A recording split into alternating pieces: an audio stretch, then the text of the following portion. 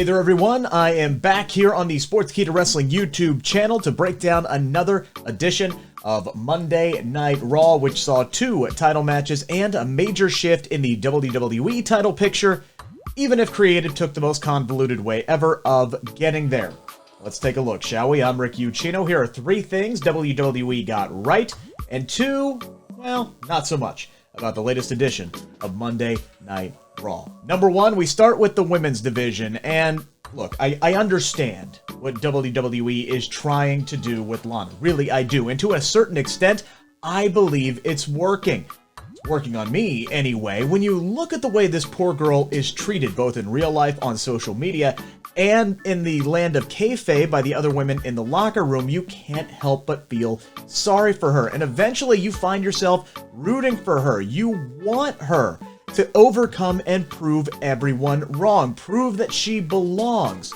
Well, being the sole survivor at Survivor Series by countout didn't really do much to accomplish that. And then as a reward for winning that match, she ends up in a championship match with Asuka that is thrown down the drain within minutes of it starting when Shayna Baszler and Nia Jax get involved in the most cookie-cutter way possible with the not-so-great execution to boot.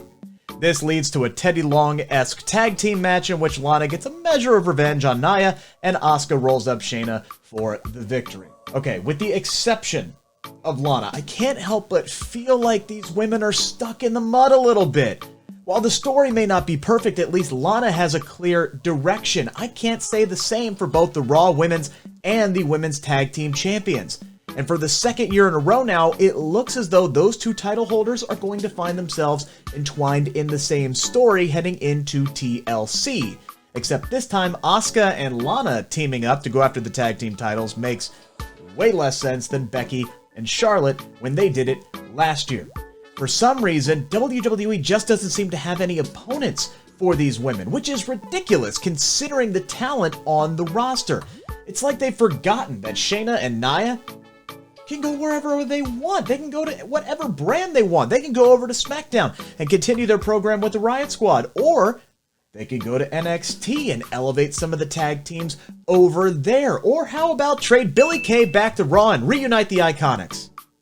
Please? Because WWE followed up on Peyton Royce's big elimination of Bayley by doing nothing with her on Monday, and Billie is so desperate to find anything to do that she is literally passing around headshots and resumes to anyone she sees for jobs that don't exist. As for Asuka, she's been treading water for a while now. A Batman with no Joker. It's almost like WWE is trying to buy enough time until a certain queen makes her way back. Or, and fingers crossed, a certain nightmare becomes a reality on Monday nights. Number 2, it's not all bad in the women's division. Right now, Alexa Bliss is absolutely carrying it, and Nikki Cross is stepping up to the plate to help her out. This angle gets better and better each week. I love how after last Monday's attack on the stage, that finally made Nikki snap. Maybe not to the extent that I'd like to see yet, but she finally has had enough of trying to reason with Alexa and decided that violence is the next logical step. Homegirl said she wanted to beat the Fiend out of her former friend, like some kind of makeshift exorcism. I love it. I love it. And Alexa, to her credit, able to use that to her advantage, making Nikki believe she had succeeded, only to lure her into a Sister Abigail and pick up the victory over Cross on Monday. I really hope these 2 settle their differences one day and become friends again. Otherwise, Friendship Frog's death, as tragic as it was, will be in vain. Hashtag RIP Friendship Frog. Meanwhile, I am still holding out hope legitimately that eventually Nikki goes on to become completely insane once again, ends up joining this unholy alliance with Bray and Alexa, because as fun as those 2 are together, adding crazy Nikki Cross to the mix could be even better. Number 3. Alright, I'm not saying that this was necessarily the wrong move to make, but it was just puzzling. after the Hurt Business lost their tag team title opportunity last week on Raw to the New Day, allowing us fans the opportunity to enjoy a tag team clinic on Sunday at Survivor Series between your boys and the Street Profits, it seemed like all systems were go for Cedric Alexander and Shelton Benjamin to win tag team gold this week when they manipulated Xavier Woods into giving them a rematch. However, not once, but twice, the Hurt Business lost this rematch. First, there was that weird countout that happened where it appeared Shelton Benjamin messed up by kicking Kofi instead of throwing him back in the ring to break the count. New Day tried to flee the scene with the gold, only for MVP to get on the mic and talk them into restarting the matchup. Well, surely that means that there's going to be a title change now, right? Nope. Nope. Kofi and Woods still won the match when Xavier hit Shelton with a sunset flip roll-up for the 3 counts. So that's 3 losses in 2 weeks for the Hurt Business in their quest for tag team gold. And it just seemed like last night, though, if you're gonna pull the trigger, that was the night to do it. Do it! That was the moment. But hey, don't worry, guys. Especially if you're fans of the Hurt Business.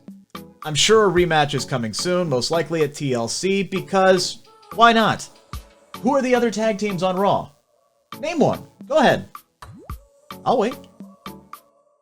And finally this week, and no, I didn't forget how to count, let's just say, the way the #1 contender scene played out last night, it was so bad, but in the end, the result was just good enough. It gets under both categories this week. First things first, the WWE did the right thing by shifting Randy Orton out of the WWE title picture. It was just time. When I spoke to Drew McIntyre last week, he called the Viper his greatest rival in WWE so far, and that is great. But after months of these two just beating the crap out of each other, it was time for something different, something new. And also, I was worried that with Orton no longer having the championship, his angle with the Fiend Bray Wyatt might be dropped. Thankfully, he never forgets. Orton talked his way into a #1 contenders qualifying match against AJ Styles earlier on in the night, and in the main event seemed to be closing in on the victory until the Fiend arrived, causing enough of a distraction to allow AJ Styles to hit the phenomenal forearm and get the victory, which means we are one step closer to Orton versus the Fiend and one step closer to Drew McIntyre versus AJ Styles, something the Scottish Warrior has wanted for years now. Sign me up for both of those matches.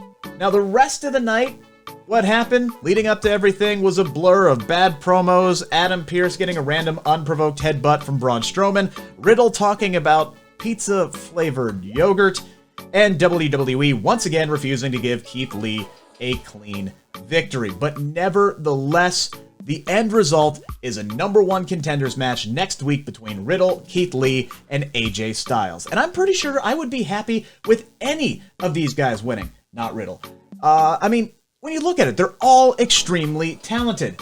Not Riddle. I mean, seriously. I mean, you look at Keith Lee, you look at AJ Styles, and not Riddle. Any one of them would be great for Drew McIntyre at TLC. Not Riddle.